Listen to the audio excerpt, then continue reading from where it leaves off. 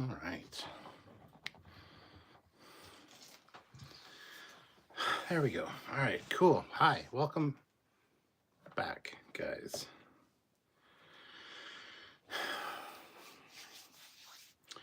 Wait for a few people to filter in, say hi, do your thing. Um,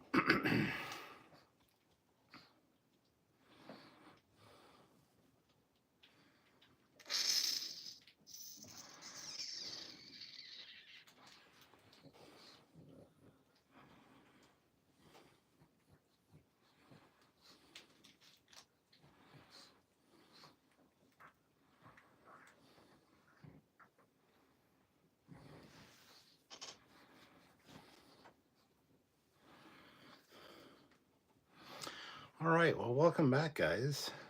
Joseph, I just finished watching. Credits rolling as we speak. Nice. Can we be friends and play a game? Sure, Ozzy. Fleet Paw. Good you're here. $2. Section 31 agent Swiftback reporting for duty. Olivia says, "I'm here. Please fear me." Yeah. Well, I mean, sadly, due to what I do, I've had to watch this 3 times now, and yeah, I have thoughts. I don't know how long this live is going to be. It's not as late as usual, and yeah, we'll see where it goes. But see what you guys are thinking about it. I want to put this out there now. 31 of you here, which is fantastic right off the hop. So thank you guys. Hit that like button. But Sunday, this Sunday in the afternoon, probably 1 or 2 p.m. Eastern Standard Time, Sam and I are going to be reviewing this in our standard review format. And it's going to be a Drunkyards. So you guys can tune in, super chat in, get us to drink while we review this movie, because we might need that. That's kind of what I'm saying. But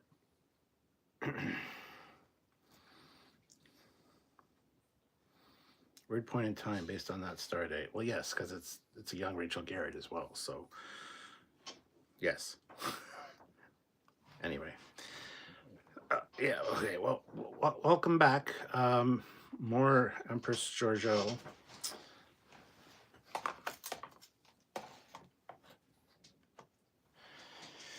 And Section 31. Now I gotta say, I think I have to say something really nice. I loved these characters, from the not Borg guy to the Cameloid to even the Vulcan robot guy. I love the characters. I love their delivery. I love the little humorous quips that were in this quote unquote movie. But it was a visual mess. It was just awful visually to look at. Definitely invoked Discovery vibes, which is fine. That's what it is. And the fight scenes were too long, way too long. I can see how this would have been a series. They even broke it up into like chapters, essentially. With, you could tell they were going to be episode titles, like The Passageway and, The God's End, or God's Send, Godsend. So, I mean, I'm glad it wasn't a series, because if it was a series, it would have been really drawn out. It's what the problem Discovery had with its different seasons. You could have edited a lot of those seasons of Discovery down into like a 2-3 hour, more concise movie than just have filler shit in your episode. This movie, you could tell was originally going to be a series, and that they just kind of truncated a bunch of things. They didn't answer all the questions. Like, did that bomb, the Godsend, did it just seal the breach? Did it destroy a whole quadrant on the Terran Empire side? Why didn't it destroy anything on our side? You could make the argument that it was in an anomaly, and because of the ion storm, it sealed the breach. That much was clear. But also, and this isn't, I have an answer for this, but they never said anything. The blood on Rachel Garrett's finger, the only blood that they could find, right under her fingernail. And as soon as they said, "Well, how'd you get the blood there?" Rachel Garrett said, "I don't know how that can be." Well, obviously you had to move his body from the forest to the ship. You had to carry him in some capacity. That could be how it happened. Again, not explained. He planted evidence to implicate Rachel Garrett, but a hair, right? Like, regardless, I loved the characters. I really did enjoy seeing them interact. I loved the Borg guy, the Borg slash not Borg guy. I don't know other names yet. I just rewatched it and I still don't know. But I loved him. The actor's from Pacific Rim, actually. And I really like him as an actor. And I think he really had some fun lines. So I really enjoyed the characters. The story, not so much. Again, it's another galaxy destroying, or quadrant destroying thing that you got to solve. It's a typical Discovery plot line. I was bored at times, and each time I rewatch it, the fight scenes are just too long. The first fight scene in the bar with the out of phase thing, there had a few cool things where they turned it off and on, but honestly, the first time I watched it, it felt like it was 20 minutes long. It's only about 5 minutes long, but still. The end fight scene is ridiculously too long. It's just action for the sake of action at that point. And then the middle bit with the chase in that tunnel. Again, way too long, way too visually messy. The final fight on that ship was god-awful as far as the fight sequence because there was just so much visual noise. There was no real time to really focus on anything. Those are my initial thoughts. It didn't feel at all like a movie. It just felt like a really dreary, ugly, drab, dark episode of Discovery or season of Discovery. All the actors were good. I think they all did great. Like I said, I did like their characters. Even Rachel Garrett. I mean,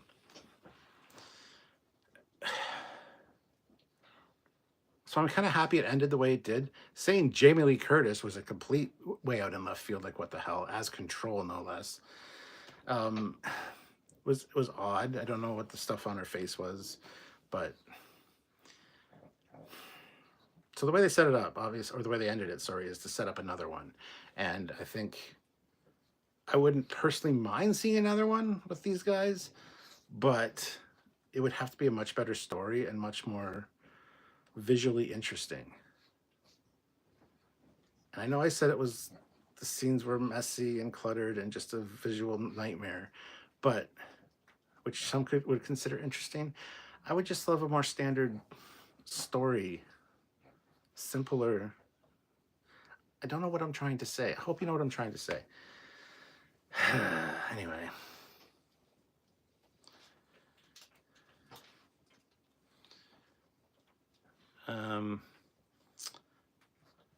Live action comic book, huh? Olivia, $5, hard to follow, uninspired. Did like how she became emperor though. Wasn't expecting the Hunger Games. That's the other thing. I started watching it this morning, and I got about 6 minutes in. Sylvia came into the room, and she wanted to watch it later, so I paused it. And she says, "So what do you think so far?" And I'm like, "I'm 6 minutes in, and I hate it." Because that whole thing of killing her family, first of all, I saw that coming a mile away. But I really expected, when she was looking at the boiling pot of soup, I expected her to flip the soup over onto her mother, have third-degree burns, and then get up and start slicing people with knives and kill them that way. So I'm glad it was just poison, but still, what the hell? Anyway, yeah. The first 10 minutes were just terrible. I was bored about 45 minutes in. Yeah, there's a second. Yeah, about 20 minutes or so from the end, it just got really boring. Even though there's a lot happening, it was just not incredibly awesome stuff. I don't know.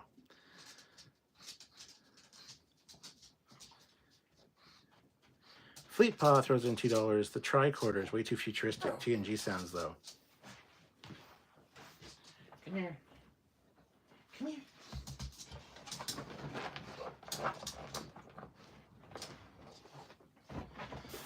problem I had with the tricorders, you have one in your hand probably right now.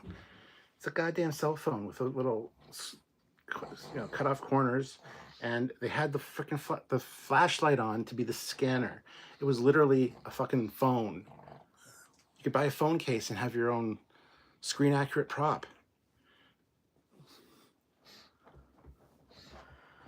So that's the problem I had with the tricorders. Yes, TNG sounds, again, not quite right. Although if Section 31's like the modern military, I mean, the military has tech way before the general public gets it, so it still doesn't make any goddamn sense. The cameo at the end, out of the blue, pointless. Yep. The LED wall during the chase scene seemed to be skipping frames or something. Loda.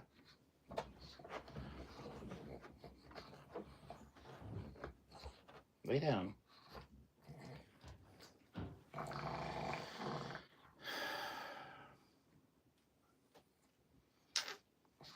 Hashtag tunnels are back.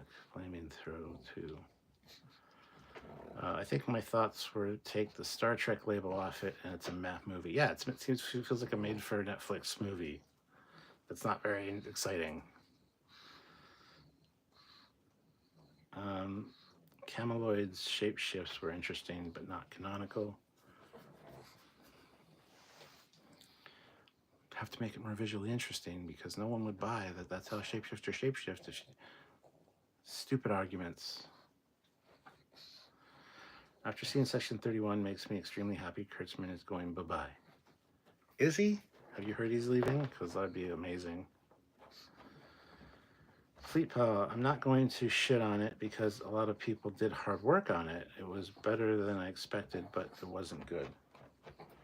Well, I went in with low expectations, and I wasn't disappointed. It lived up to my low expectations. It was a little bit better than I expected too. So it wasn't dark and murdery. I mean, yes, there was some murder, there was some deaths, but honestly, I didn't expect the lighthearted camaraderie between the characters like they had. I thought that was kind of fun, and I did not expect that. So that was enjoyable. The characters were likable. They really were. So, yeah. Jadok says, again, I enjoyed it. Maybe not Trek. Maybe not Trek. However, it kept my attention. Forgive me. I don't give a shit. I'd be mad at you because you enjoyed it. I enjoyed it too in a weird kind of way. I enjoyed it for the characters and the quippy one-liners and stuff like that. Other than that, the skin it was wrapped in was just ugly. I'm sorry. Mark, the fact that they had a competition for the new emperor didn't make sense, but then again, so much of this didn't make sense. Yeah, let's round up 18 kids and have a competition to choose the new emperor. That's not how the Terran Empire works. You move up through assassinations, and me and Sam talked about this earlier when we filmed our review earlier today, which you'll see tomorrow, our edited review. And then join us on Sunday. There's 50 of you here. Sunday in the afternoon, probably 1 or 2 p.m. Eastern Standard Time, we're going to be doing a complete review of this scene by scene in our typical review format. And it's going to be a Drunkyards, so you guys can get us drunk and make us talk about this because we're going to need that. And by the way, 53 of you here and only 18 likes, guys. Hit that like button, give it a tap. I didn't hate it. I didn't love it. Was it Star Trek? Not really. That's kind of my summation of it. Kit 10K. Hey, Cap, just saw you were on. I haven't watched the movie yet, but what are you rating it so far on a scale of 1 to 10? 1 being the worst and 10 being the best. What's your opinion? Easily a 5. Maybe lower. We'll see. Let me start by saying I can only remember 3 of the main characters' names, and I've watched it twice. Yeah, I watched it 3 times, and I can't remember their names. I can remember when I'm watching it, but although to be fair, we got to know these characters better than any of the Discovery Bridge crew that in like 3 or 4 seasons. So we got to give them credit for that. Fleetpaw, what? Kurtzman is leaving? Where did you hear this? Brandon says, I wasn't as enthused with the characters. The Empress was and the male lead were fine. The other characters were kind of blah. However, the lieutenant was pretty good near the end. I enjoyed all the characters personally. So, Kit 10K, how's the dreaded Moopsie there doing? She's doing very well, as you can see. Sergeant Montgomery and older Ash Tyler should have been the handler or controller or whatever the fuck Jamie Lee Curtis' stupid role was. Yeah. Eric Martin, now I'm worried for Academy based on this. I'm not. I think Academy will be kind of on the Strange New Worlds level. Strange New Worlds kind of divorced itself from Discovery storytelling, doing episodic and actually doing Star Trek-based stories. Strange New Worlds is pretty good. I have a feeling if they're smart, which I don't have faith in, if they're smart, Starfleet Academy will be more like Strange New Worlds as far as storytelling goes. Okay, you're starting to annoy me. Lie down.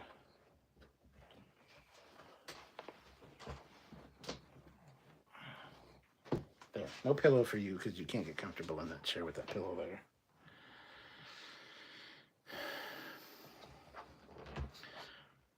The story could have been good. Let's face it, every Star Trek major plot has a MacGuffin they have to chase. There was just too much in it.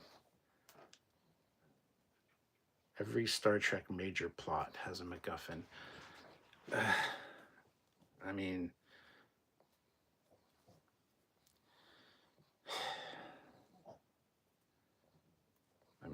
sure. The Genesis device in Star Trek 2, Spock's body in Star Trek 3, humpback whales in Star Trek 4, God in Star Trek 5. There was no MacGuffin in Star Trek 6. There was no MacGuffin in First Contact. There was no real MacGuffin in Generations. The whole MacGuffin, a thing that can destroy the fucking universe or galaxy, is a Discovery thing. Everything's got to be super fucking high stakes.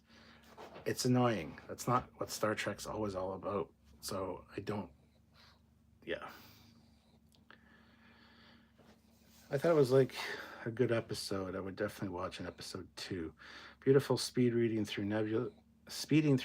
Even the barge looked cool. Barge is pretty cool, yeah. And they have an actual warp effect now. Actually going to warp instead of that stupid Discovery sound. It was an actual warp sound, and the warp effect was more TNG, not a tunnel. So they had some good things going for them. Anyway. DUI Champ, Trek podcast from across the spectrum, from Critical Drinker on the right to Captain Foley in the center to Steve Shives and Trek Culture on the left of fandom, all collectively hate the movie. Fleetpaw, the trailer didn't do the movie justice, and I think they released those trailers that way on purpose because they knew expectations were low and people wanted to hate it. Discovery had a bridge crew? I think they did, yeah. I think so. Brandon says this would have been fine in a series, but they should have slimmed down the plot for the movie. The whole section about the mole should have been cut in favor of simpler trader arc. Yes, agreed. I like Zeph, but he dead. LOL. Yeah, Zeph was my favorite. And the Cameloid too. I liked him. Yeah, cartoon. Oh yeah, Area 51. They were all holograms of Burnham. Kid 10K, my dog Jack takes forever to settle down and get comfortable like your pup. No, she usually doesn't. That's the thing. She's just not super comfortable in this chair. Usually she just plunks down. Tim McCaffrey, make no mistake, this dog bites back. I cringed at that and didn't really stop cringing. I did too. You're calling Michelle Yeoh a dog. Isn't that like insensitive? You could have called her a cow. It would have been just as bad. This dog bites. I get the analogy, but you called her a bitch, which she is because she killed her family and genocide of many different. I get it, but yeah, I cringed at that a little bit too. I agree. The fight scenes were too long. This is Star Trek, not Star Wars. Yeah. Also, this Kurtzman skin needs to go. It's too dark and just too discombobulating. Yeah, I totally agree. I know they wanted to showcase Michelle Yeoh's martial arts, and she's great. She's a great martial artist, absolutely. But the fight scenes were just too much. Too much.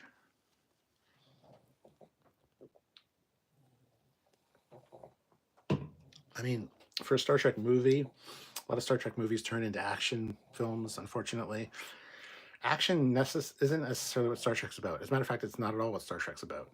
So I wish they would get back to the more basic storytelling of Star Trek with the moral dilemmas and things like that instead of this action punch 'em up, shoot 'em up kind of vibe. I'm not enjoying it. It's fine. If this was a series, if they hadn't changed this from a series, it would have been fucking brutal. It would have dragged on so much. Just like Discovery did. You got a good plot line, you can wrap it up in 2 or 3 episodes, but no, they drag it out to fucking 10 and just beat it like a dead horse. And that's what this would have been. You can see that. You can see that this was truncated into a movie. And yeah, some things didn't work. Some things were a little bit too much, not explained, very fast pace. But if it would have been changed, if it would have been a 10 episode series, it would have been awful to watch. Like Picard season 2, where the one plot point that you need to address takes 3 or 4 fucking episodes to resolve, and then there's another one. I still have PTSD from watching Picard season 2 because I just expect things to not be wrapped up in the episode and just drag on and on and on unnecessarily. So I'm glad this wasn't a series. I'm glad they made it into a movie instead. I've watched it 3 times now. I don't need to watch it again. I might watch it one more time before our review on Sunday, but I severely doubt it. 3 times was enough. Sonar Tax Law. That was the biggest piece of dog shit since the hyper racist episode of TNG. Oh, this is Code of Honor. Wow. Donnie's here. Since I this morning, and I must be honest, it was a disappointment, despite a few bright spots that I love. Yeah. Chuck A. I read the actor who played the Andorian played Linus in Discovery. Oh, I did not know that. That's cool. Fleetpaw, what the fuck was these separate moving panels on the 31 and Terran ships? I hated that. Oh, the across it. I don't know. We didn't have enough time with that ship, first of all. It was the nicest ship out of all of them. The Terran Empire ship was kind of cool, too. But I would just assume it's some kind of holographic plating or some kind of regenerative plating or something that could reconfigure itself. Who knows? Did they have that tech back then? Absolutely fucking not. But absolutely fucking so, because it's Section 31. Stupid. BJ, $2. I'm 25 minutes into it. Does it get better?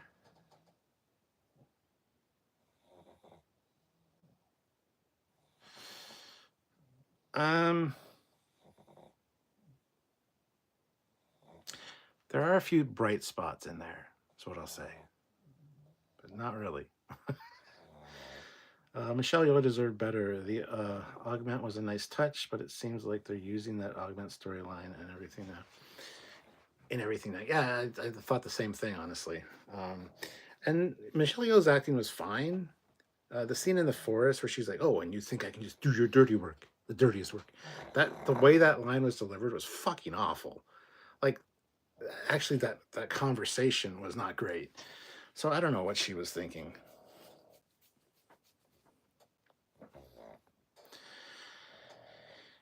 1870 off-road, saying hi. I haven't watched Section 31 yet, so I can't stay. My expectations are low, but I'll still watch it once. Yes. BJ, this so far is a mix of what Hollywood thinks is popular and sci-fi and action.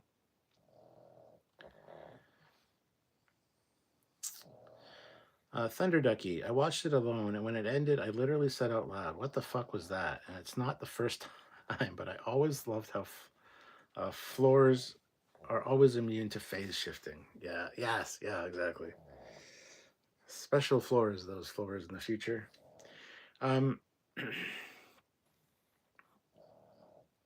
Yeah, and that's the thing. I looked at the runtime when I started. It was an hour and 35 minutes, which I expected it to be a little longer. I expected it to be closer to the 2 hour mark. I'm fucking glad it wasn't.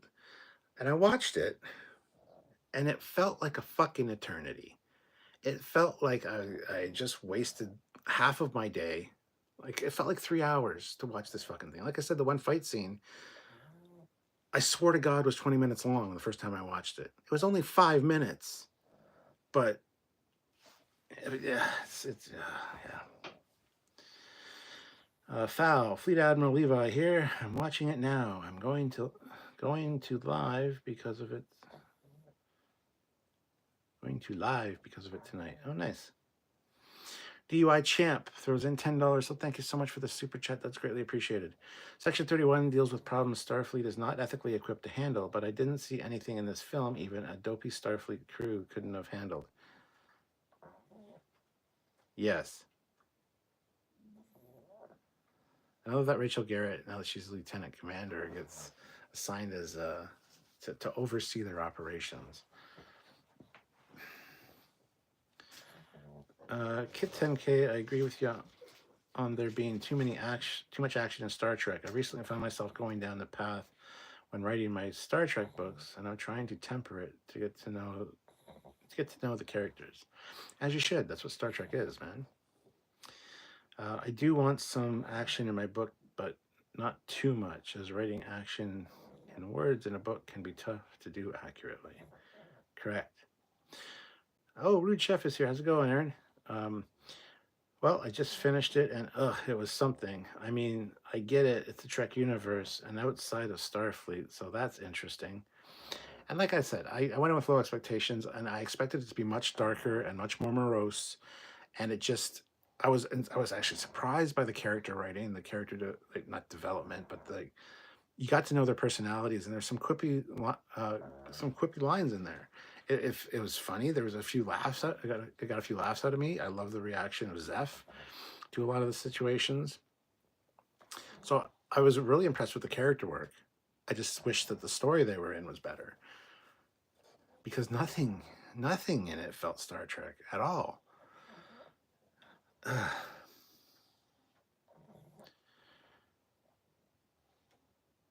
Thank you for your sacrifice. No problem. An unexpected fire. It's an interesting name. Hopefully it doesn't happen. Rude Chef, it would be all right sci-fi show. It didn't come across original in any way. Exactly. Yes. Yeah.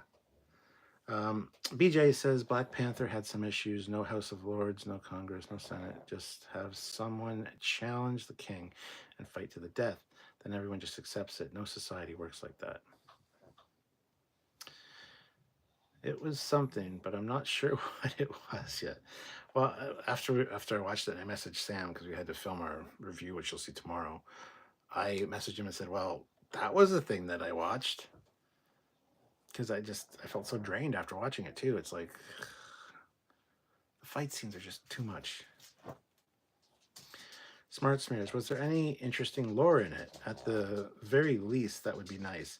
I hear Garrett was just a science officer, which makes me wonder why she was the one sent to supervise them.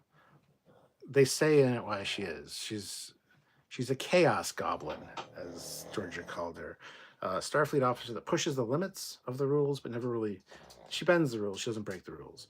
So this was her way, or Starfleet's way of kind of tempering her and giving her something to do, because she loves that kind of thing. I thought Rachel Garrett was fine. Didn't ruin the character at all or anything like that. So.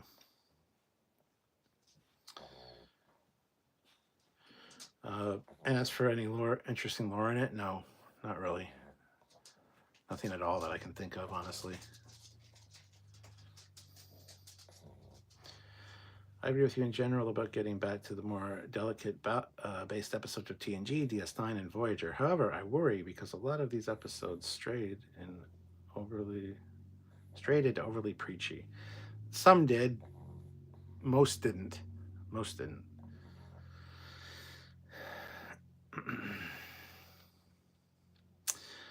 Brandon says Strange New Worlds is definitely the model going forward. A good blend of TOS, TNG, and DS9. Yes, an episodic format, which is really important for a series.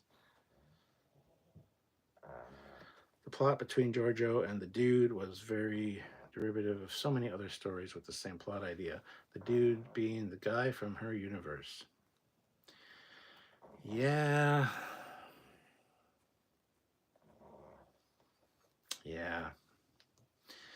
Sergeant Montgomery, it's like 500 writers debated for a year and a half over the plot line of this movie.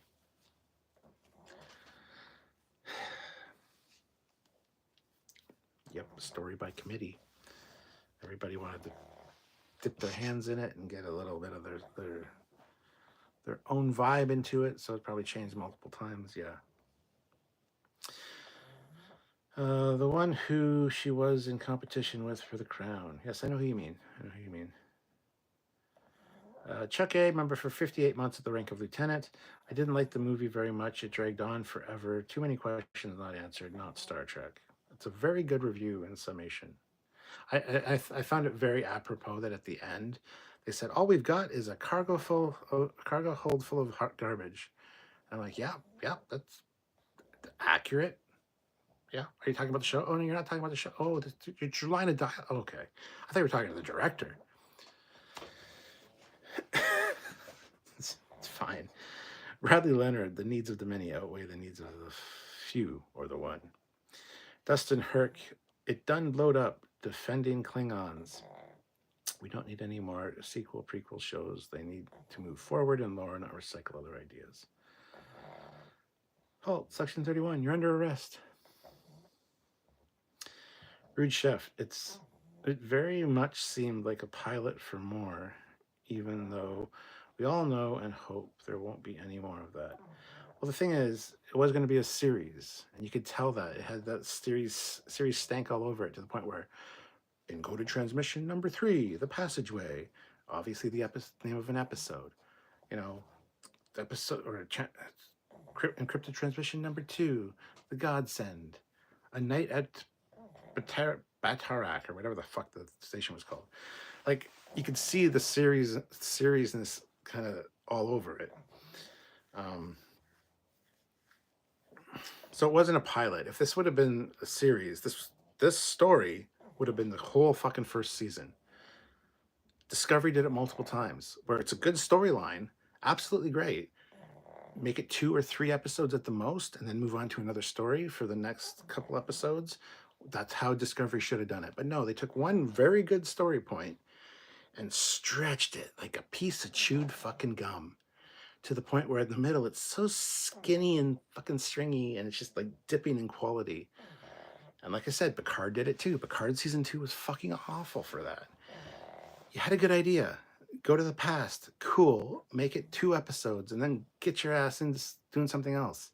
If you're not going to do episodic format, do like miniseries format where like 3 episodes is one story. Then you move on to another 2 or 3 episode story and then another one. And you have 3 stories in a season. Not one fucking story stretched across the entire season of 10 episodes where you have filler episodes that are just fucking boring, because that's what Discovery did. That's what Picard did, specifically season 2. Like I said, I have PTSD from watching Picard season 2 because I'm just afraid that every fucking plot point is going to be stretched out to the point where it's goddamn irritating when you could just easily resolve it. So anytime I watch anything now from these guys, I'm worried that's the case. Strange New Worlds fucking stopped that completely, and I really appreciate that. Anyway, sorry, a bit of a rant there. A review said it was the pilot for a series that will never be made. Well, there you go.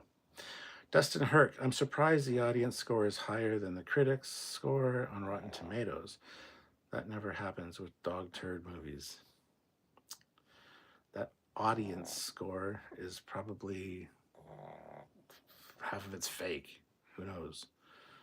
Hot garbage, yes. DUI champ, I'm going to have to watch In the Pale Moonlight, Redemption, and These Old Scientists to clean the shit out of my brain. Yes.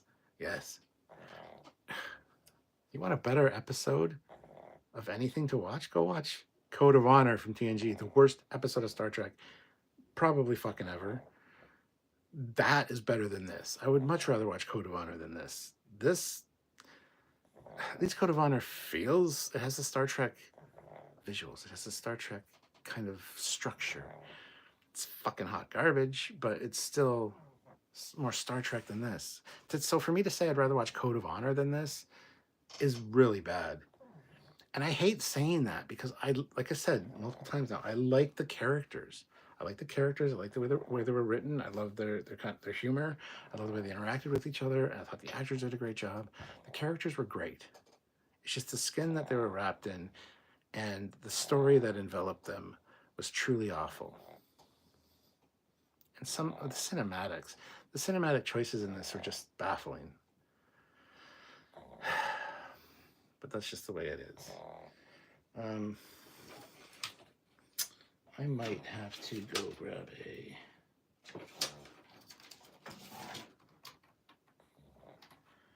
How is this going to work? Oh, that'll work, maybe.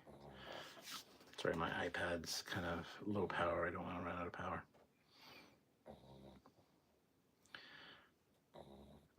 BJ, $5. Waste of talent, except the show writers who clearly have no talent.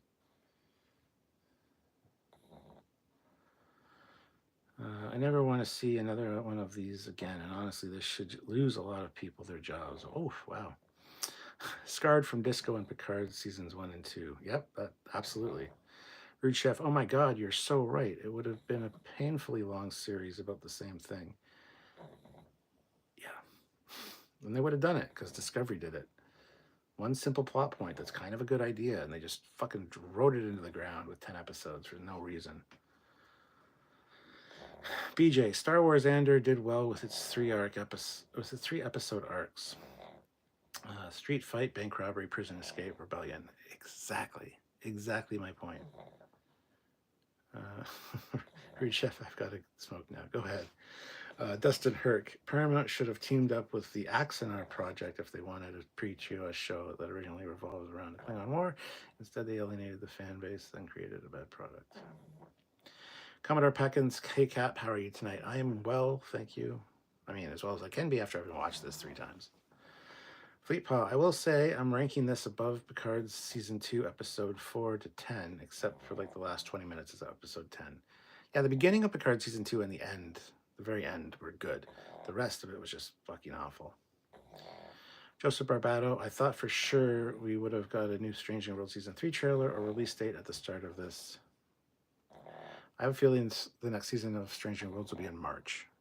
But yes, I kind of expected something too.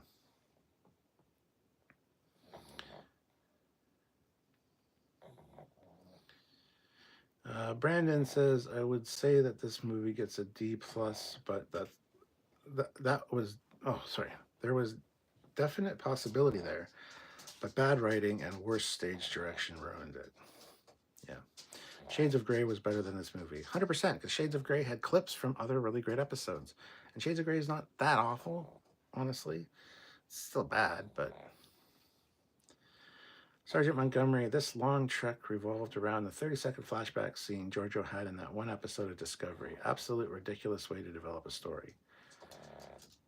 Kit 10K, this is my opinion, mind you, but I know that any franchise that goes beyond one show and or movie needs to stay relevant to the current age it's in. Okay, one up. There you go.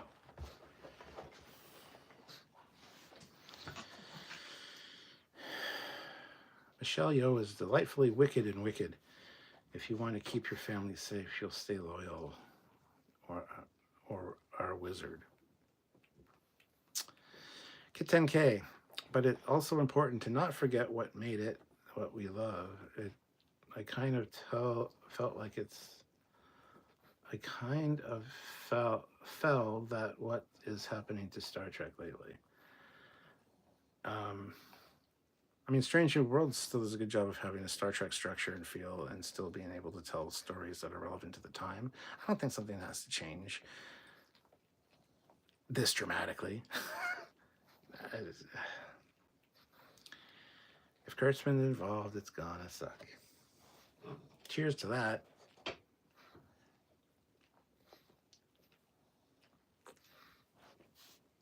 Sorry, just drinking a vodka cooler to get through this. Hypno Amber. But what Rachel Garrett? Like, that could have been just a new character, but now they've gone and ruined her. They haven't ruined her. I think she was fine in this. It didn't damage the character at all, in my opinion. And hi, Hypno Amber. How you doing? Fleetpaw, in most projects, he's only involved in name only through those super crew. Not in most projects. You can tell the ones that he's dabbled in. Picard seasons 1 and 2. Discovery. He did not have any kind of influence on Lord X or Strange New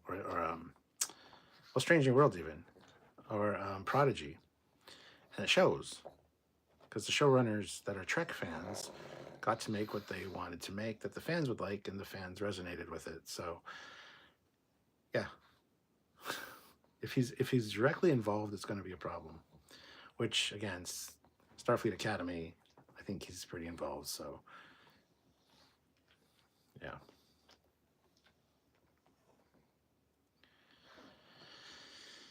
Not one Starfleet ship of any kind.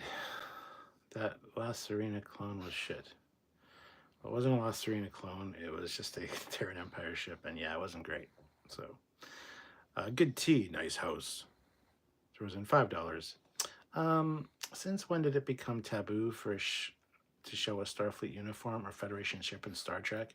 Not great, but still better than Discovery.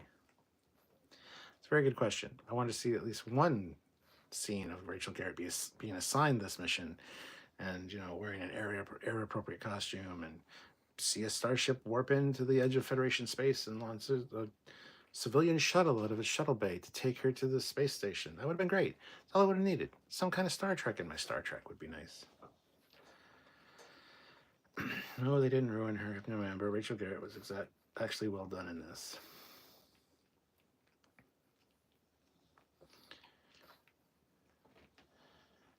Dustin Hurt, what did you name your port hose? What did you name your port hose? He looks cute.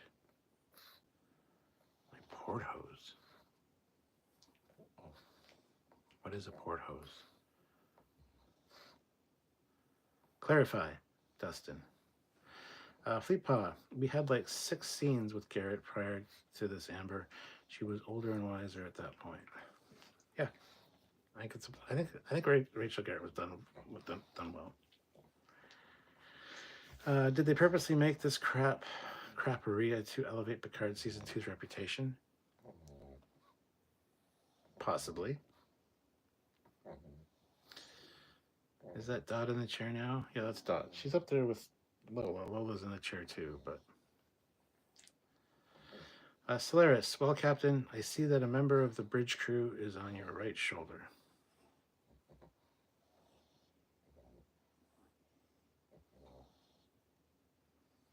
Yes.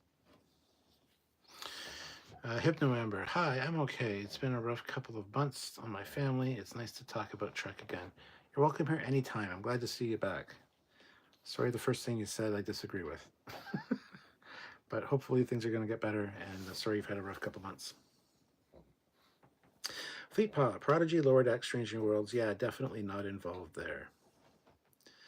Chuck A, my health has improved enough to go to STLV this year. I wish I could have talked to you and Sam last year, but my health was not good. Well, I'm glad you can go this year. I won't be going this year, I don't think.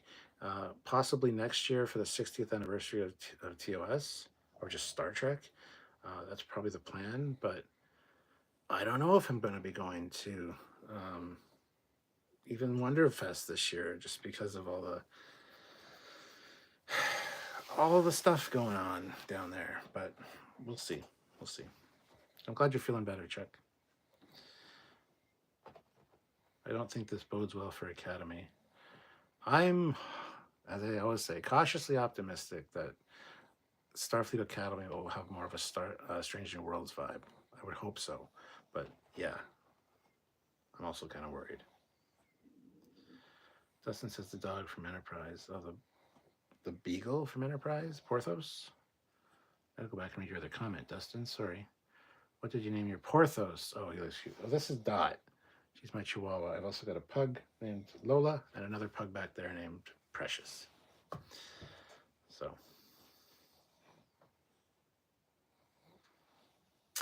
Solaris. But this is covert ops. They wouldn't use normal Starfleet equipment. Or nominal Starfleet equipment. No, they wouldn't. But like I said, give her the briefing for why she has to go. Have her talking to a captain that assigns her this duty. See a starship warp in just to the edge of the space, Federation space. Launch a civilian shuttle at the back with her in it and have her arrive. That would have been cool to see something like that. You wouldn't have Starfleet equipment. Mark says, it was a one and done movie for me. Glad I saw it, but the rewatch value is low. Now we wait for Star Trek Strange New Worlds Season 3. Yeah, which is hopefully going to be in March. 64 of you here. Thank you guys for joining us. If you haven't subscribed, please subscribe and join us on Sunday. Sunday at like 1 or 2 p.m. Eastern Standard Time in the afternoon. We are going to be doing a live review of this scene by scene, our normal review format, and please join us for that. It'll be a drunk yard, so you can super chat in to have us drink, which might help us with the review, honestly. But thank you to everyone that's watching right now. Be sure to hit that like button. We have 46 likes. I'd like to get up to 60 likes. We have 66 people here. That should be no problem. If you're just joining me, hit the like button. I would appreciate that. That's Dot the Chihuahua and Precious and Lola the Pugs. I think Star Trek Prodigy was really good at 5-episode arcs. Yeah, absolutely. Their format was really good. The structure was good. Solaris, one thing about Star Trek is that they haven't gone the way of the Force. Unfortunately, they have had a few gems in Star Wars universe, but... Oh, Chuck, good night. Get 10K. Picard Season 2 ended up being a train wreck, but I think... it'd be a great nod to DS9 if Season 2 was around the Bell riots and we saw Sisko and Bashir and Picard saw them but ducked away so they didn't see him. Oh, yeah, me and Sam talked about that. It would have been great to have seen, yeah, Bashir or even met the real Gabriel Bell. In that it would have been great because the timelines almost matched up. They were a couple months away from each other when they arrived and when the Bell Riots thing happened. But yeah, having something like that would have been great. BJ said, I love The Last Showgirl. Cost only $2 million to make. Star Trek might be better off with smaller budget focus on bridge drama, dialogue, and characters. I don't disagree. BJ, use LED volume with minimum stage props and scenery. The Vulcan restaurant in Strange New Worlds or the Old West Town in TOS episode Spectre of the Gun.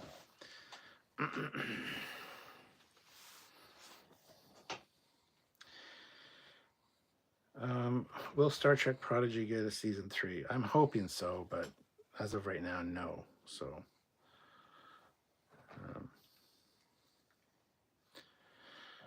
since Beyond was good and this was bad, it means the one good, one bad curse for the Trek movie is still a thing. It means Star Trek 4 will be good and that movie First Contact prequel will be bad.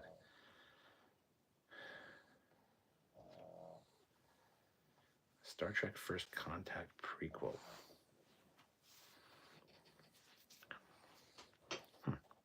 DUI Champ, do any studio executives or showrunners other than Mike McMahon ever reach out to you guys just to gauge how the shows are being received? Aaron Waltke from Prodigy did for sure. Other than that, not really, no. We know that a lot of the people that work on the show are aware of us, even to the point where when Discovery started, when we still had hope for Discovery, Discovery was on in their not writer's room, but their... Anyway, they would watch Trekyards. John Eves, who'd been on the show a few times and would, send us stuff and show us the stuff they were working on and whatnot. And he said, yeah, you guys are on sometimes in the... whatever. I forget the name of the room now. But yes, they're aware of us. And I mean, Terry Metalis even came on when the first trailers and stuff for Picard. He was in our live chat. He reached out to us a few times, and it was great talking to Terry at STLV last year. Really good guy. So, yeah, I mean, talk to those people on kind of a regular basis, a lot of them. So,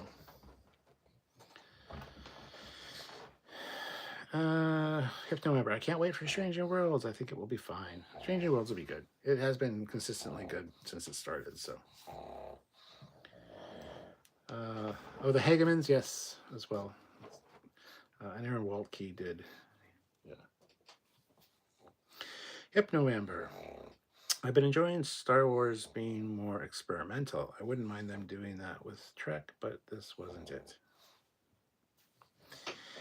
Dustin says, I know Seth MacFarlane has been on a few YouTubers' channels regarding the Orville, most prominently JP's channel, talking the Orville. Yes. Egotastic Fun Time. At least that's what it used to be. I don't know if his channel, something happened to his channel, got demonetized or taken away or blocked or something. JP's a good guy. We didn't reach out to Seth MacFarlane to come on our show. I guess we should have. We didn't. Our Orville coverage didn't do as well as we expected it to. That being said, our video that we did on the Orville, the first time we saw the Orville, is our most watched video. So you would think that people would have come back for the reviews of the episodes and stuff, but they didn't, so much to the point that we actually reviewed 2 or 3 episodes in one live instead of focusing on one episode. So I don't know. I should have maybe reached out to Seth MacFarlane. We do have a really great interview with Isaac, though, from the Orville. It's one of our really popular videos. So,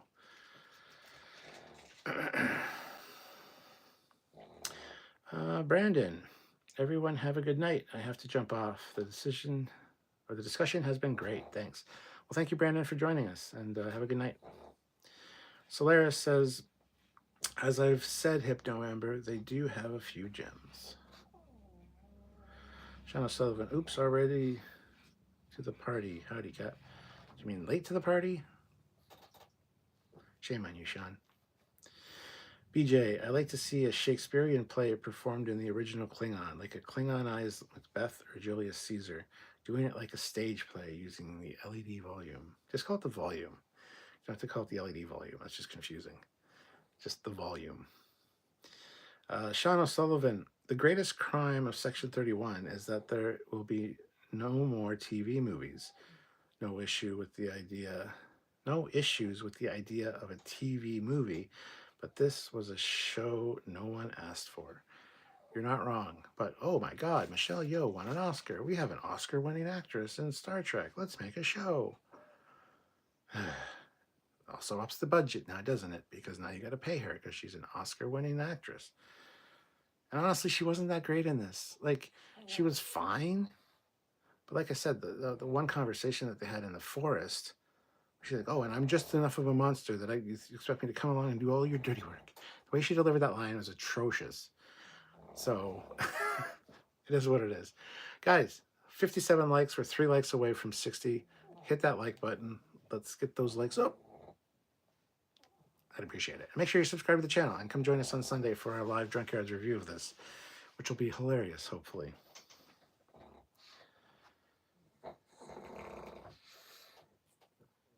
Strange New Worlds is about all I really have high hopes for, but once it ends with either seasons 4 or 5, they aren't really banking on Academy being the flagship for Star Trek, are they?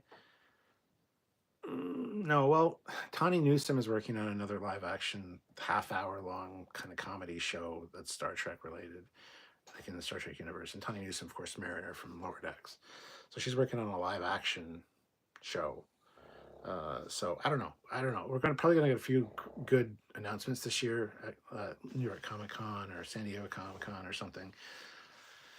Hopefully, there's more in the pipeline for Trek, but I don't know.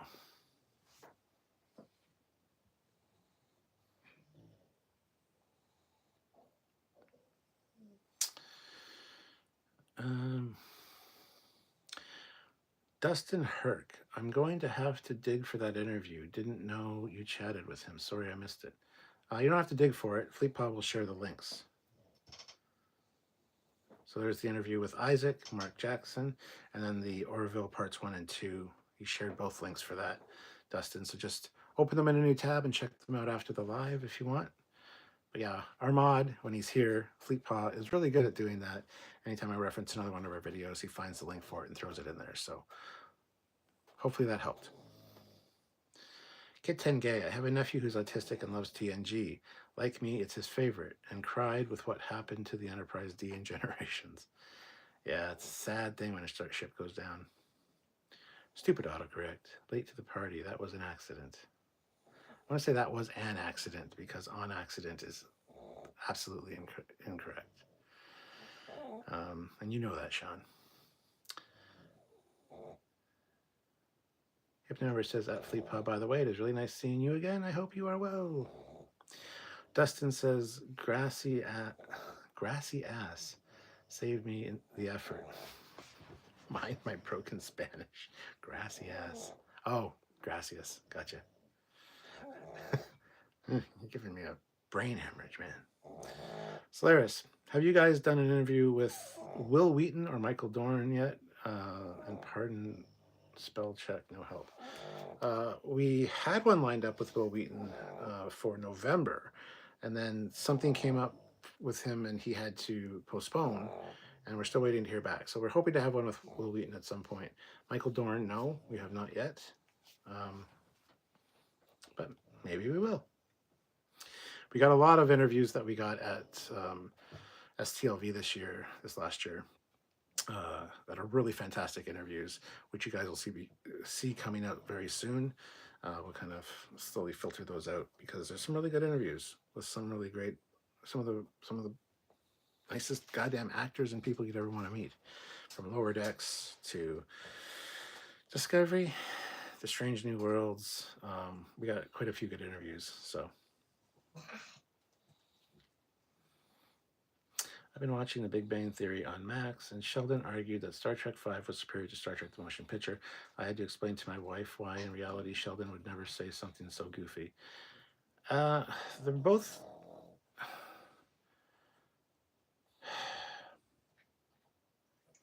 I don't hate Star Trek V as much as a lot of people do, but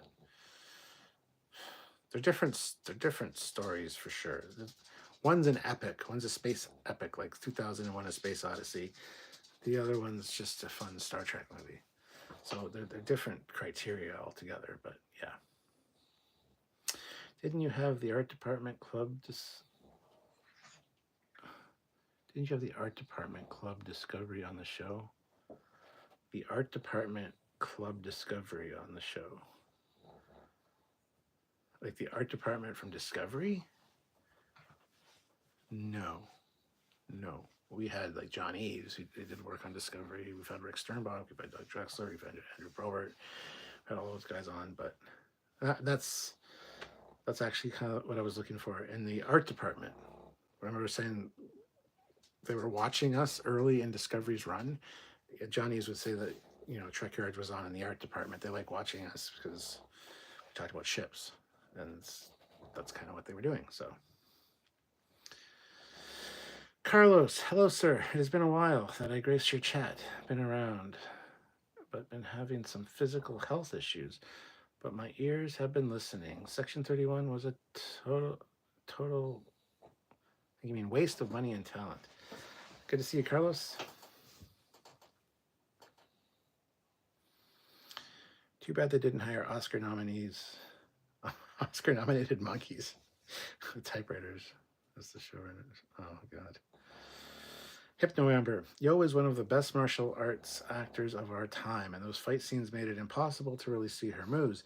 It was a damn shame and something that I was looking forward to. Yeah, that's what I said earlier. Like, the fight scenes were too long, and they were just messy. They were muddy. They were blurry. And there was too much visual noise on the screen with the backgrounds and the fire and the sparks, and there's just so much going on that you couldn't enjoy any of the intricately done martial arts.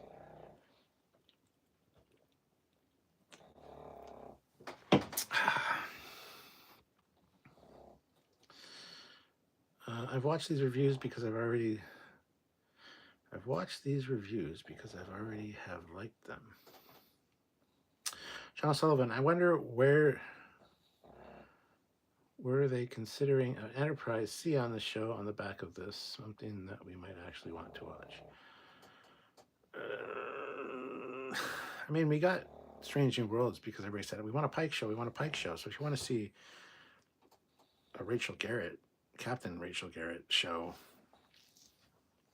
make enough noise and maybe it'll happen. But that being said, we didn't get Legacy and everybody wanted that. So.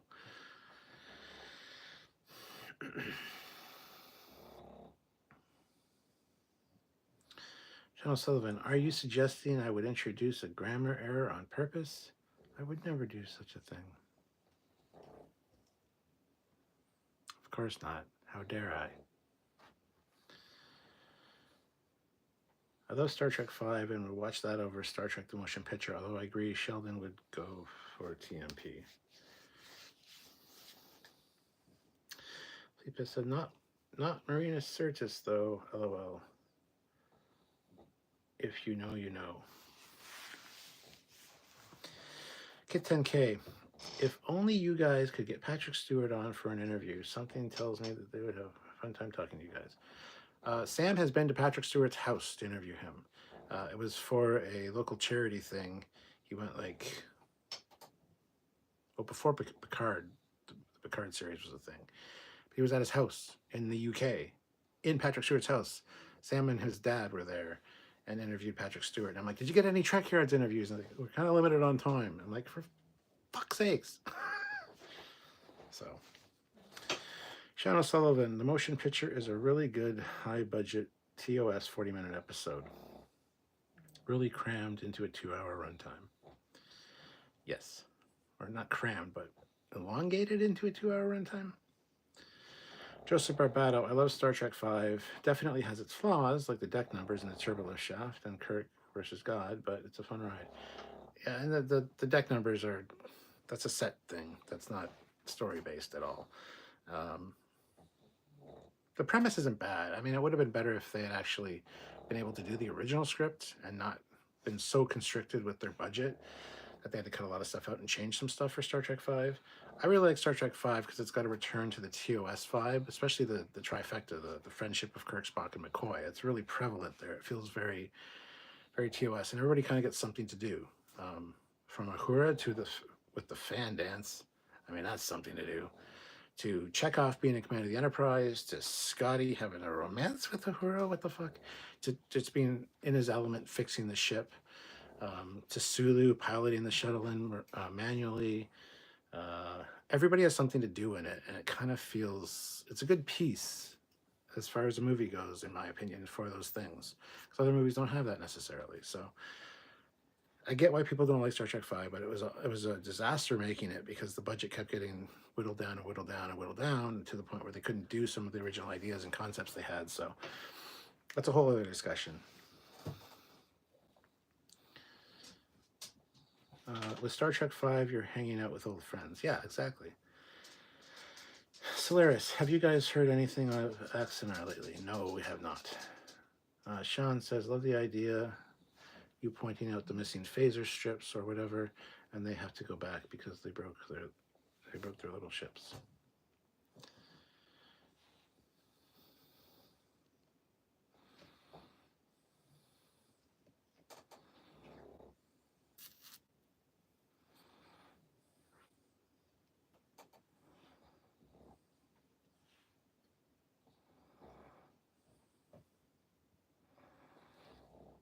I see Fleetpaw shared the video we did where talking about Patrick Stewart when Sam was there. Patrick Stewart signed some Trekyards prints and stuff, so thank you for sharing that, Fleetpaw. DUI champ, BJ, that's my point. I love Star Trek V. It's not why does God need a starship, it's what does God need with a starship is the quote. But you don't ask the Almighty for his ID. Love it, but Sheldon Cooper would be total TMP fanatic. Kit 10K. I like Star Trek V for 3 reasons. Number 1, it has a TOS feel to it, yes.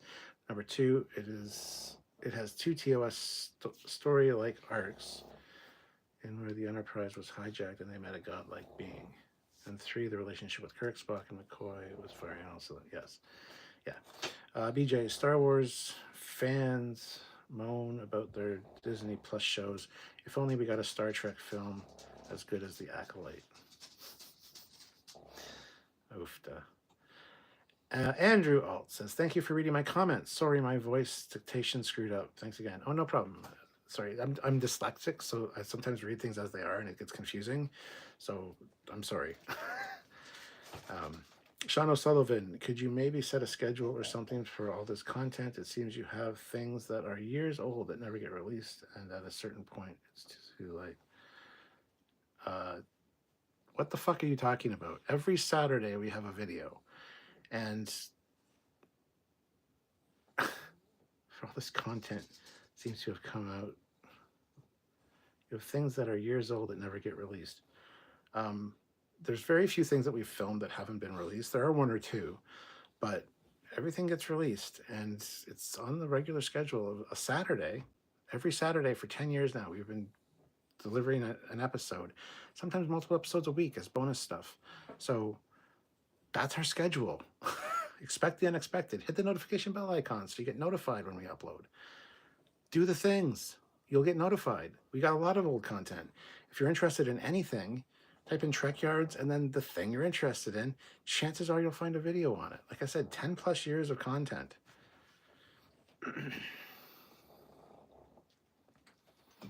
Yeah, the rock monsters got cut. Yes, they did. Peter Lukaku, $10. Why does everything have to be insane now? Insane fighting scenes with an intensity with disco, where every episode was tragic. Star Trek isn't a show where they have to go balls out every episode. Totally agree, Peter. I mentioned that earlier. I totally agree with that. Solaris, I hate to say that, but she looks like she had fun with the fan. But I hate to say that, but she looks like she had fun with the fan. But I don't know what you mean. What are you talking about? Who are you talking about? Kevin Scott just finished section 31, liked the humor, and also laughed at how bad it was. That's pretty much what I've been saying this entire time, yeah. Sean O'Sullivan, my favorite fact of Star Trek V is the shuttle base set was a reuse of the Coming to America throne room. Oh, nice. BJ, Uhura did a lot in Star Trek V. She was the ship's mother. She connects the film to the other characters, from Scotty to Shore Leave parties on Earth. She does a lot, plus sand dunes, fan dance. You're absolutely correct, yeah. Row, row, row your boat gently down the stream. Come on, everybody, chime in. Let's all have a sing-along in our own places of residence. I can do a worldwide sing-along. Anyway, Teddy D. I feel as if the movie was lacking in substance. The idea of the film, but man, it was so disjointed and empty. All flash, no filler. Yeah, 100%. Star Trek TMP, what is an epic sci-fi suspense thriller. Star Trek V is an action-adventure buddy movie. Yeah, pretty much. DUI Champ, have you heard about the new Star Trek Strange New Worlds figure line for Master Replicas that was displayed at some toy fair in the UK? I've been dying for a Captain Pike. I have not heard of that, no. BJ, Captain, life is not a dream. Go to sleep, Spock. Hypno Amber, Star Trek V has some good stuff in it, along with the meh. It's not the best, but definitely deserves a better rep, especially now. Yes. Hitchcock, Star Trek V gave us one of the best phasers.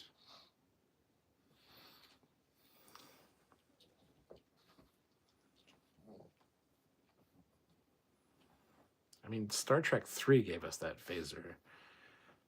It's one Uhura used to put Mr. Adventure in the closet. And Star Trek 5 didn't have the assault phasers. That was Star Trek 6. Which phaser are you talking about?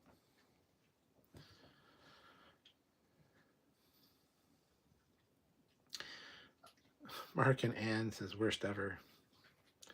Kit 10K, have you and Sam ever thought about doing an update video on your ships, the USS Foley and the USS Horizon?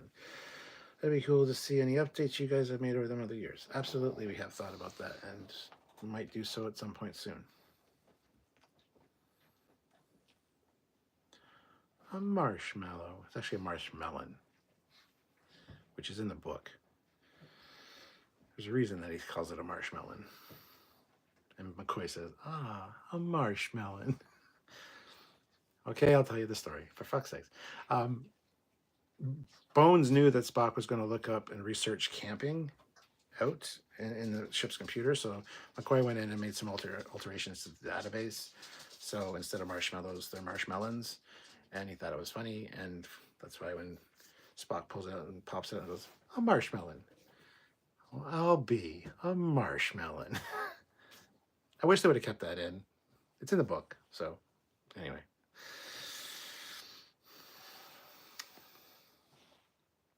I kind of feel like my unvoiced bridge crew in STO is more compelling than Section 31 cast.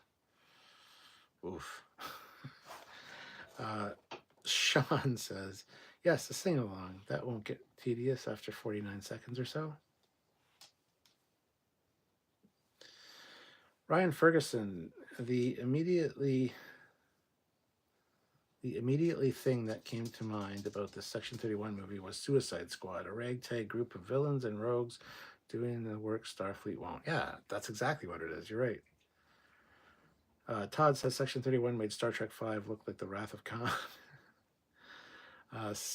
Kit 10K, another thought on Star Trek V. While the story was butchered because of the budget cuts, the special effects or space shots were beautiful.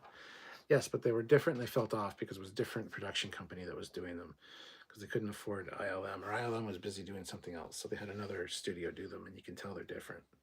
But some of them were very nice, yes. 5 had the assault phasers too. Did it? Don't remember that. I thought they just used the ones from Star Trek 3.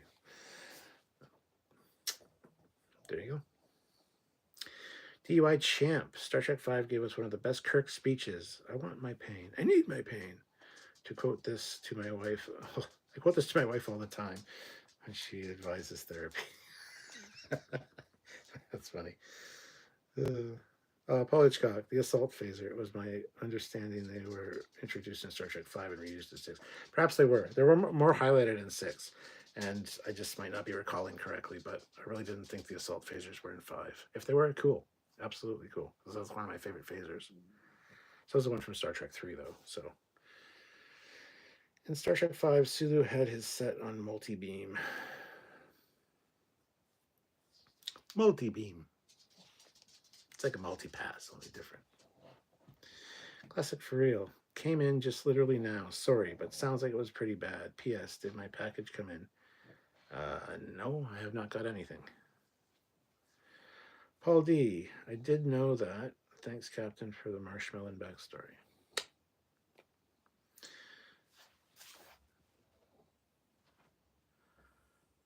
Was Rib-Rare...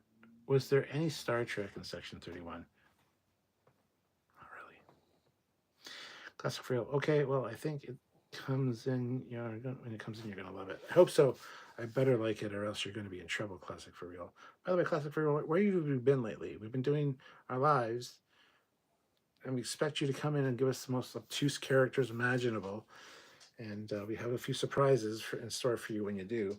But you haven't been to any of these lives. What's going on? Where you been? Shame on you, sir. Shame on you. Ryan, love the part where Kirk threatened to knock Spock on his ass. Yeah. Or, do you not know a jailbreak when you see one? BJ, Star Trek V has my favorite Enterprise interiors. Nice TOS TNG blend. Love the look of the bridge, the lounge with the ship's wheel. Yeah, the lounge was great. So was the bridge. That's one of my favorite refit Enterprise bridges. I've just been busy lately. Sorry. You should be fucking sorry. The balls on this guy, I tell you. Grant says, I love the movie. Hope it becomes a show. Well, it was going to be a show, and they decided not to, so no, it's not going to be a show. Paul Hitchcock, Star Trek 3 phaser is such a great update to the TOS phaser. Unfortunately, it was only in the one film. And it was in the TNG episode, The First Duty. Not The First Duty, no. The last one with Wesley, where he fucked off and had to do the fountain water thing, get the shield around it. The pilot of the shuttle had one with a handle wrapped in like twine.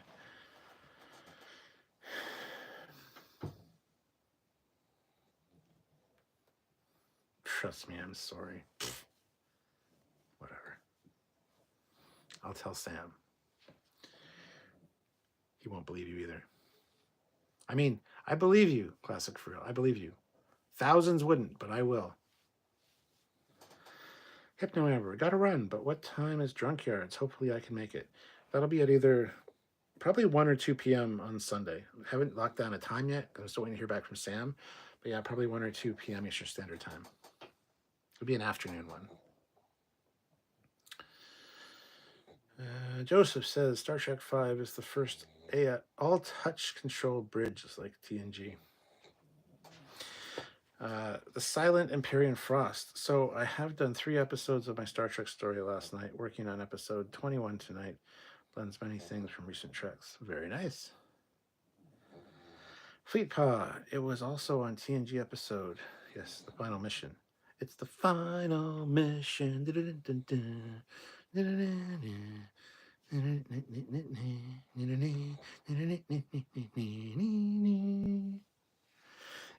final mission. Yeah, that's the one. Peter Lukaku. Missed these lives a couple of years ago. We would be talking about Whoppers and milkshakes by now. Yes, you're not wrong. Sean O'Sullivan. Sometimes I think that people like Kurtzman are like the letter F in idea. There's no F in idea. There's no F in idea. There's no F in idea. That's funny.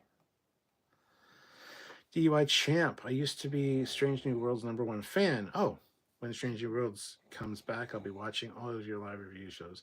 Okay, I remember that one. Strange New Worlds #1 fan. I remember that. Okay, now I know who you are. Thank you. Yep, never. Okay, see you Sunday. Good night, everyone. Good night. Thank you for joining us. Fleetpaw, you think Sam will be well enough by then? No, he said his throat was a little better today. Still not great, but a little bit better, so possibly.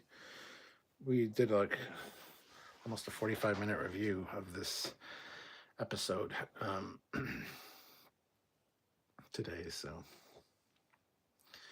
Schmo Buddy, so I just got here. May I get a quick summary of your thoughts? No, go back and watch the beginning of the goddamn live. I kind of covered it all. But, okay, fine. Here, quick.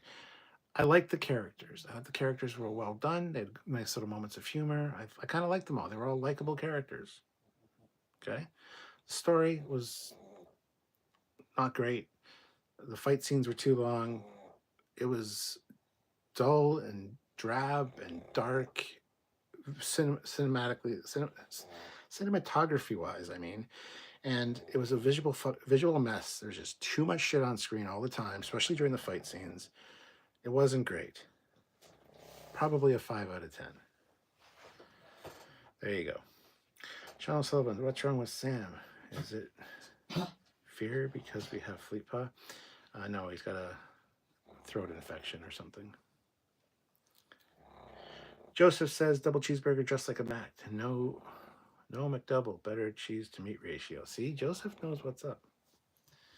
They actually have one called the Hat Trick now, which is a triple cheeseburger with 3 patties and 3 pieces of cheese, which is pretty good. It's just basically a double cheeseburger with an extra patty and cheese. There's nothing that's fancy on it, no lettuce, no tomatoes, anything like that. It's just a legit double cheeseburger, but triple fried, and they call it the Hat Trick. I don't know if it's for a limited time or not, but it's really good. Here in Frost, so I ate some Japanese food tonight. It refueled me up for another night of writing and streaming. Nice. Kit 10K, they were probably the same as in Star Trek 2, but I would have liked to have seen the Enterprise A and the Excelsior fire their phasers in Star Trek 6. Sean O'Sullivan, sorry if this was covered, but what accent was that Vulcan doing? Was that supposed to be Irish? I have no idea. He sounded like a leprechaun, so I assume so.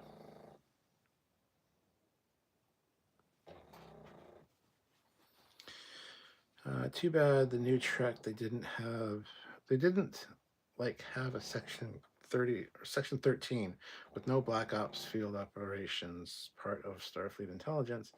So they keep the section 31 ring, but with new organization. In manga anime Ghost in the Shell, the characters work for a special anti-terrorist team known as the Public Security Section 9. In TV show, one cop says Section 9. I thought they were just a rumor.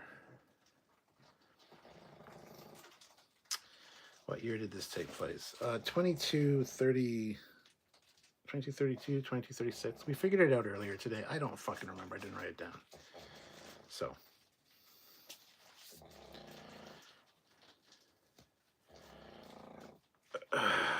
We mentioned it in our review that'll be out tomorrow. So watch that. Because we figured out the start date. And yeah, it's, so Rachel Garrett was young enough to be a lieutenant. So. It really sounded like Sean from Trek Culture, so much so I had to look it up in the credits because I thought there was some voice dubbing going on. I didn't think he sounded like Sean from Trek Culture at all. Why not just stardate unknown?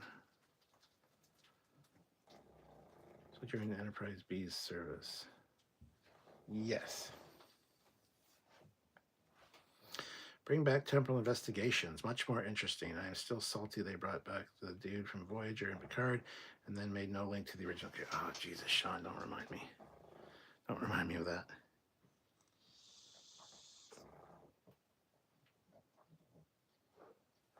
Don't remind me.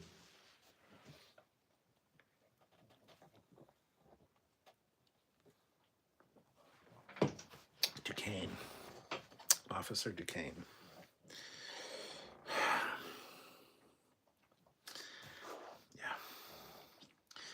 Enterprise B era and nothing looked era appropriate. That's because it said at the beginning they were outside of Federation space. That answers everything. Kit 10K, which hand phaser do you think is more comfortable for you to hold? The TOS or TMP style phaser or the TNG? They're all super comfortable. By TMP, what do you mean? The one from the motion picture in Star Trek 2? Because I've got that one. Or do you mean the one from Star Trek 3? The Star Trek 3 one is very comfortable. The assault phaser is super comfortable. I would love an assault phaser. I have a resin printed one. It's a little bit smaller than it should be, but it looks and feels really good. But I would like a genuine, real sized one. I don't know. They all feel good, except I'm not a big fan of the TNG ones, if I'm honest.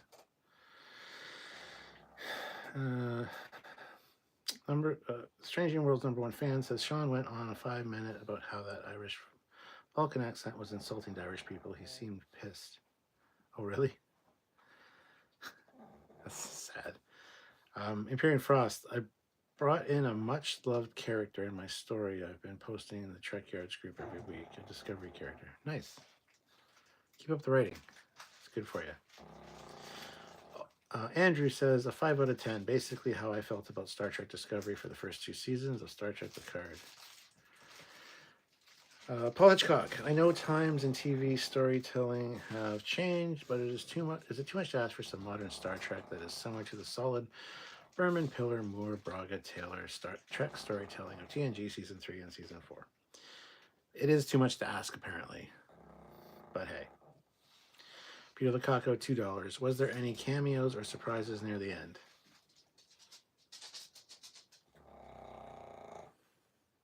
There's an actor at the very end that was kind of like, what the fuck? But not really a cameo, no. Joseph says, not the Playmates re-release because it's a trigger and not a button. Oh, fuck. Yeah? It's not how that works, guys. But hey. You must have watched my review of that one. Sean O'Sullivan. Sean from Trek Culture did not grow up on the set of Fairhaven. His accent is a specific dub accent. The southern accent at the end was way worse than the Irish one. Scottish Nightmare, you actually watched it? I'm impressed. Why? Sean O'Sullivan, I was once on a night about 12 years ago, and Sean Ferret gave me a hard time because someone printed my name on a shirt misspelled. It was before Trek culture, and we both worked on the same bank. Oh, really? That's cool. Snore alert. Yes, the pug is snoring. She deserved a better movie. You're not wrong. Action movie. Portland here, says Matteo. PJ said it was a sci-fi show like this that encourages me to try writing my own sci-fi, and I can't do worse than they do. Joseph says the review took you on a trip. Fleetpaw has to post it. Daniel Grayling, I hate to say this, but I liked it. That's not, don't hate to say that. That's good. I'm glad you liked it. I liked a few aspects of it as well. Like I thought all the characters were nice. I enjoyed the actors and their dialogue. Like they had some good funny moments. They were all genuinely likable characters, which I did not expect going in.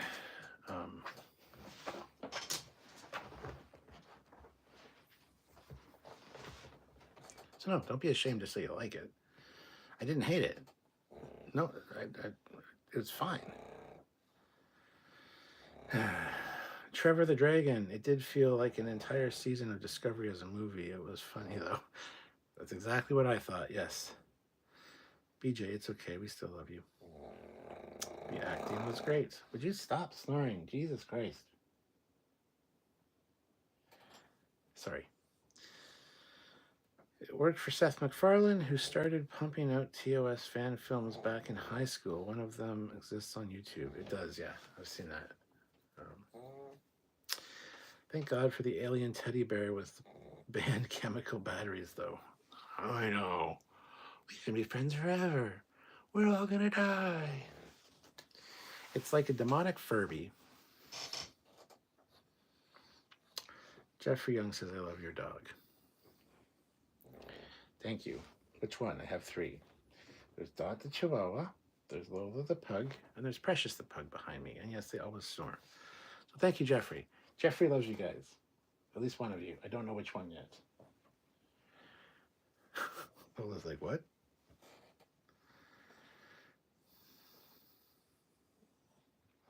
Peter the Cock of $5. If you had to compare it to any Star Trek movie, where would it rank? At the bottom. If it was compared to other Star Trek movies, it would be in the last place. Okay, lay down. I'm not done yet. You need to lay down. No, sweetie.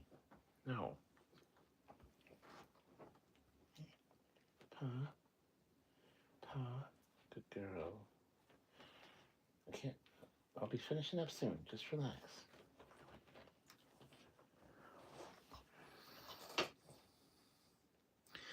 There's an alternate universe where instead of Kurtzman, we got MacFarlane running modern Trek. I envy those people. Yeah, I do too. Even the villain was acting the underdeveloped character as well. Even the villain was acting the underdeveloped character well. I wasn't a fan of San.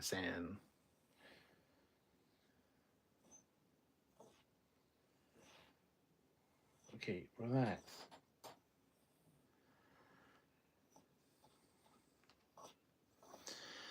Anyway, dog's getting restless. Needs to do things OUTISIDE. So I might have to go. I've said all I need to say about this. Like I said, if you're watching, thank you for watching. 66 of you. Hit the like button if you haven't already. We have 81 likes, which is fantastic. So thank you. Make sure you're subscribed. Make sure you hit the notification bell icon to all so you don't miss any content from us. We have a few breakdown videos from this coming out next week. We have our full review of this coming out tomorrow. Stop. Shh. And we will, hit like. Thank you for watching. Join us on Sunday for our full live breakdown and review of this, where you guys can chime in your thoughts. Should be fun. It is a Drunkyard, so you guys get to Send us super chats to have us drink, which might make this much more enjoyable to talk about. I don't know. But, what, Donnie, disappointed in the Star Trek? Who the hell are you, and what did you do with our sweet? Gives all Trek 10 out of 10 no matter what members here. Tell me or I'll phase you. I heard it was god-awful. Well, maybe watch it for yourself. Make that determination. Great chat, everyone. Thank you, Joseph. We almost spent more time talking about Star Trek 5. Oh, a little bit, yeah. Love vlogs improper. Like, that's a bad thing by comparison. Thanks for hanging out. No problem. The Ghost of Q's Left Eyebrow. I enjoyed it. It was exactly what I expected it to be. A whodunit, a Mission Impossible set in the Trekverse. Peter says, see you Sunday. See you as well, Peter. Hope you join us. 72 likes. Great show. You got 72 likes. I got 85 likes on my end, and mine's more accurate. So thank you, guys. Anyways, I'm going to call it there. Let these little assholes outside. And I will talk to you guys soon. Check out our review tomorrow, and check us out on Sunday. Come join us live. Like I said, 1 or 2 p.m. Eastern Standard Time. Haven't quite decided on the time yet, but it'll be in the afternoon on Sunday. So be sure to tune in and put in your 2 cents. So until next time, thank you guys for watching. Have yourselves a good one. It's Captain Foley signing off. Live long and prosper, everybody. Bye, guys.